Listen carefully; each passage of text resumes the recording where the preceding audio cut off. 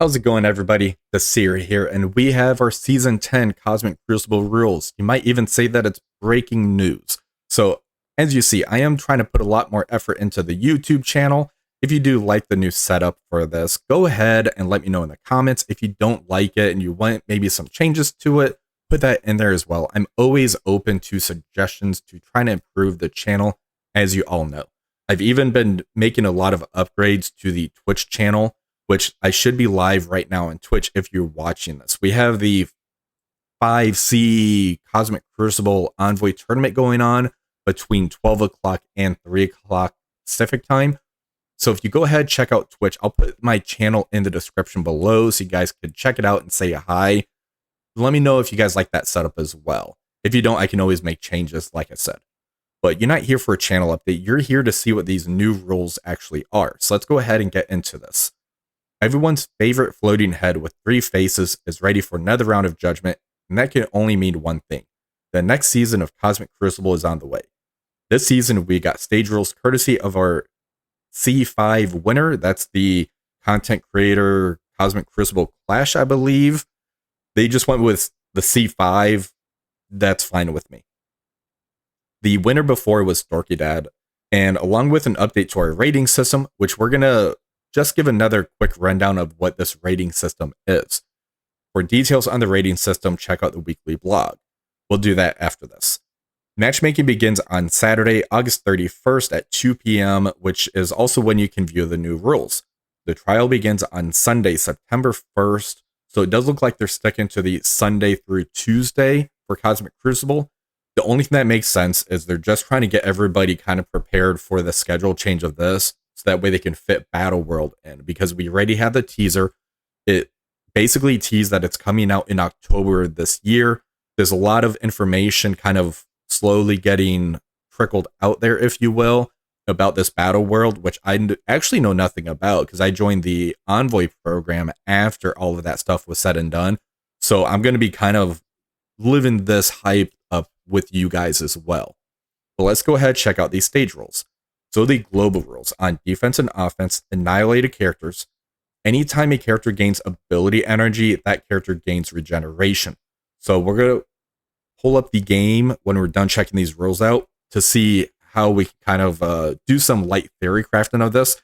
And then we'll kind of go into these are your defense options. The defense options stuff will come out at a later date after the tournament happens. So on defense, all characters are going to gain 20% max health, 10% damage. After each completed attack, gain +1 exhaust. Cancelled combats do not gain exhaust. So the exhaust mechanic is staying in play as well. For stage 1, teamwork. So we actually had this way back on season 5, and the big team that took advantage of this rule was the Secret Offender. So you can kind of imagine how many teams came out since this actually came in game. This was a very impactful room. I think it's still going to be fairly impactful, but there's a lot of teams that can kind of counter this already. So on defense and offense, striker characters on ally turn will gain assist now. For stage 2, the best offense. On defense and offense, all characters on turn, bury yourself for 5% of that character's max health, flip offense down on self, and on turn, if this character's barrier is above 50%, gain offense up. Now, this room rule sounds fairly familiar. I couldn't find what season this would have been in, or maybe it was a different name. Let me know, because I thought we've seen this before. It might have been like in a preseason that we had for this, or season 1. It sounds very familiar. Stage 3, double tap. So we had this back on season 8. This was basically a dead room. So on defense and offense, all characters on a successful hit, if the target has exposed, perform a basic attack against that target. If this character has exposed, lower the character's resistance by 20%. So this is basically just another version of vulnerable, to where you're always going to get the basic attack, but instead of them getting extra damage for having vulnerable, their resistance is going to get lowered. Stage 4, spec ops. We had this back on season 5 as well. On defense, offense, all characters, if this character has stealth, gain +20% damage. On dodge, you're going to gain stealth as well. So this one here we had back on season 5, and we couldn't get this to work because we didn't have any good teams that could kind of go into stealth. The big team was Infestation that people were trying to work on, but they were so squishy, so easy to take out. This became a dead room. Now we have some characters and teams that can kind of take advantage of this. So I'm glad they brought this one back as well. Stage 5, Heroic Shielding. On defense and offense, hero characters on turn will gain +1 deflect. When this character is attacked, apply defense down to the attacker. So right away, this tells me this is the Black Knight room. Black Knight, on his turn, he'll gain deflect, so it's going to be harder to heal his buffs away. When this character is attacked, he's going to retaliate, and they're going to have defense down, making them get more damage. So right away, this is the Black Knight room. I'm sure that there's going to be some theory crafting where we might be able to use him in a different room, but I'm pretty confident right off the bat that's where he's going to be at. Stage 6, Dorky's Madness. So this is the Dorky Dad room. He ended up putting a poll out, and certain things that actually beat this one, they couldn't really get in the game as far as programming is, from my understanding. So the 4th or 5th option that was voted on is the winners. Let's see what that is.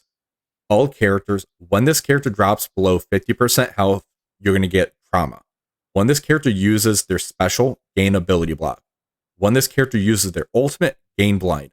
I really like this. This is going to have a lot of Theorycraft, and this is basically just the Scourge room, because those Scourges back from the 4 Horsemen trials that we had, or packs, whatever, having it to where you use your special, gain ability block, you use your ultimate, you gain blind, it really made those nodes very tough and a very good challenge. So adding those into Cosmic Crucible, I think is amazing. Also putting on there to where if you drop below 50% health, you're going to gain trauma. And then you end up saying, do I want to use my special and get ability block so I can't use my ultimate next turn? Or do I want to use my ultimate? I have trauma on. I'm not going to be able to clear that, and I'm going to have blind, so that special is going to miss. It's really going to have a lot of impact on what team you put on defense and what team you're going to use on offense. I really like this room, and this just opens the door for so many different things. But let's go ahead and check out that weekly blog that we had to where we can see what is going on. So for the Cosmic Crucible League ratings update, if you were below 1100 for your rating, on winning, you're going to earn more points than your opponent loses. If you're between 1100 and 1899 on winning, you're going to earn the same number of points as your opponent loses. So you kind of like flop your points around to where I gain 15 points, you lose 15 points. If you are between 1900 and 2699 on winning, you will earn less points than your opponent loses. So you will earn 10, your opponent will lose 15, for instance. Now, if you're above 2700, you will earn at least 1 point. So you're not going to be losing those points. There was a lot of issues to where people would end up being in the gold, going 2-1, and they would actually lose certain amount of points, which made no sense to me. This was a long time coming. So I'm not going to say this should have been fixed 2 months ago, 3 months ago. I'm just happy it got fixed now so we can try to get people into Cosmic Crucible that really enjoy or want to test out the game mode. And now they can actually get the benefits of doing this. But let's go ahead and pull up the game.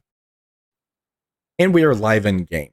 Now, for a quick recap as far as what these global rules are, because we're going to kind of do a little deep dive into that. Annihilator characters, anytime a character gains ability energy, that character gains regeneration. So if we take a look at Thanos Endgame's passive, once per turn when an enemy with the exposed is attacked, generate 1 ability energy for 2 random allies or self that were not at full energy on the start of the current turn. Now this is not locked just to the Annihilators. This is locked to where pretty much anybody can use it, which is pretty amazing. So Thanos Endgame is still able to be that energy battery. But how are we going to get the exposed? So for Thanos' special, he gets to attack the primary target, apply expose, and he has a 2-turn trauma stun on this ability with a 3-turn cooldown. This is a pretty amazing ability, especially on the short cooldown, to where he's able to dish out the ability energy. Some of the other characters that we can really lean into, one is going to be Vol. If we take a look at Vol's passive, Once per turn, when an enemy with the exposed does attack, steal 5% health from the most injured enemy with the exposed, redistribute to this character, fill speed bar by 10%, clear one negative effect from this character, and generate ability energy for this character. So Vol's able to really lean into getting the ability energy for themselves and getting the regen to them as well. The way Vol ends up getting the exposed out is by using the special, and that comes with a 2-turn ability block. Now, there's one other character that's been a pain for Cosmic Crucible already, Super Scroll with the Annihilators. For Super Scroll's passive, enemies cannot gain Safeguard, Deflect, or Evade. This does not prevent prolonging the duration of those. Once per turn, when an enemy with exposed is attacked, this character attacks all enemies for 5% of this character's max health, and barrier this character for 5% of this character's max health. And Super Scroll gets the exposed out by using the special. So if we take a look at the special, if you're able to get the 2 heroes with them, which you'd have to break up the Annihilators, you can use maybe 2 Annihilators, Super Scroll, Vol, and maybe one other character, then you can get the ability block with this as well. So there's going to be some theory crafting with the Annihilator team, along with the global rules, to where you can lean into that a little bit, depending what room you want to put them into. So I really do like some of these room rules that we have, even though there's going to be some repeats of past seasons. But I think going back and rehashing some of those season 5 rules that we had, where it's the strikers gain the assist and using the stealth to kind of lean into that, I think there's going to be some interesting theory crafts. Let me know in the comments below, what do you guys think? Do you like these new rules? Do you wish that we didn't really get those rehashed?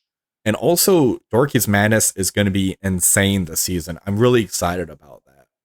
But hopefully you guys enjoyed this video. If you did, give it a thumbs up, share, and subscribe to the channel. And until next time, have a wonderful rest of the day.